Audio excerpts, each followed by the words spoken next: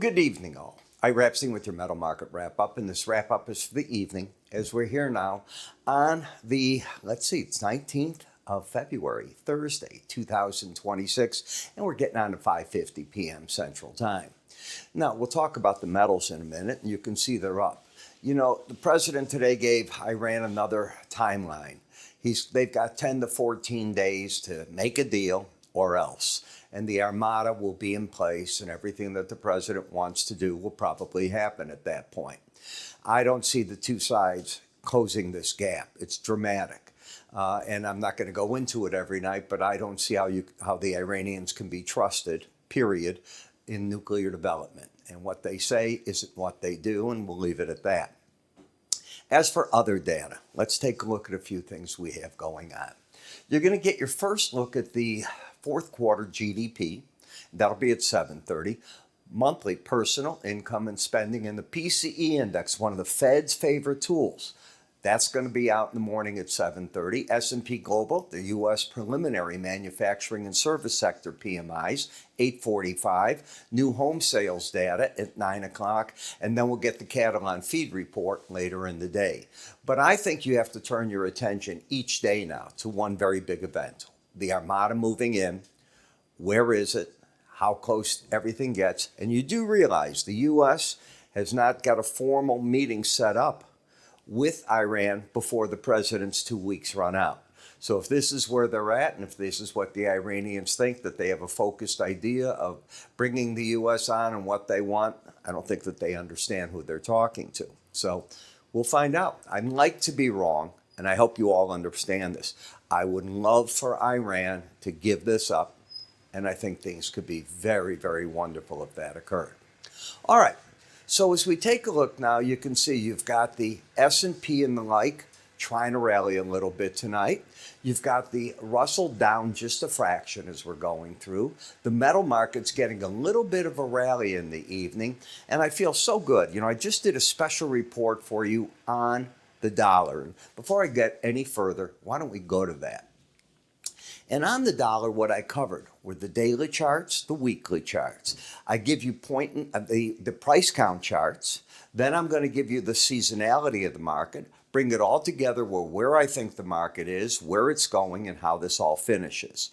And my reports are only up for 72 hours. They're not meant to be a history lesson. They're now. They're not what I think is going to happen in 6 months. They're now. And if you like, take a look at it. All you do is go to iraepstein.com, look on the top left. There'll be an icon up here all night. And of course, there's a cursor right there that you can give a click to. Okay? So let's go to the very next step now and go back to the charts and try to catch up with what we're at.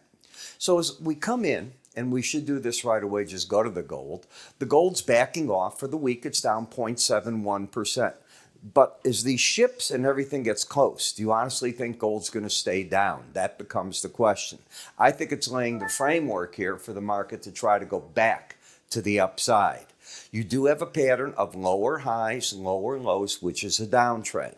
The market's refusing to get away from the 18-day average of closes.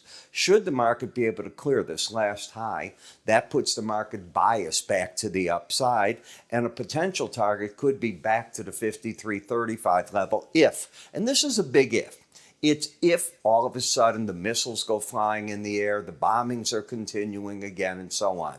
You do know it's going to be drama right to the end. Keep your fingers crossed. If the Iranians were to give up, I think their nuclear enrichment, I think they'd be able to do other things to make Israel happy and the U.S. happy. Without that, I question. I mean, I don't buy for 1 second they're doing it for peaceful purposes. If it's so peaceful, they can get it from China and Russia, the enriched uranium, and do what they have to. They don't have to enrich. When I look at what's going on over here, I can see that the slow stochastics in gold is flat, trying to move up. So the market's theoretically, it's in a downtrend, but when it gets over the 18-day average of closes, what it is suddenly you have a market at 508.40 over that 18-day average. The bias turns up. That's how this is working out. The gold-silver ratio still pulling down a little bit, but as long as it stays over the 18-day average of closes, it favors the gold market. In the silver market, it's not the same game as the gold market. You have a higher high, a lower low. You have an oversold market that's correcting, and the bias is down since it's over the 18-day average of closes. In the copper, higher highs, lower lows. Look for a battleground to develop at the 18-day average of closes. And platinum is just drifting sideways in an overall bearish trend, oversold, trying to come out of it, has to close back over the 18-day average to get favorable. So you put this all together and you look and see what the dollar did. If you see my dollar report, you'll understand where you're at right now. I'll leave it at that. Go look at the report, iraepstein.com. Other than that, I'll catch all of you tonight in the other videos and first thing in the morning. Have a good evening.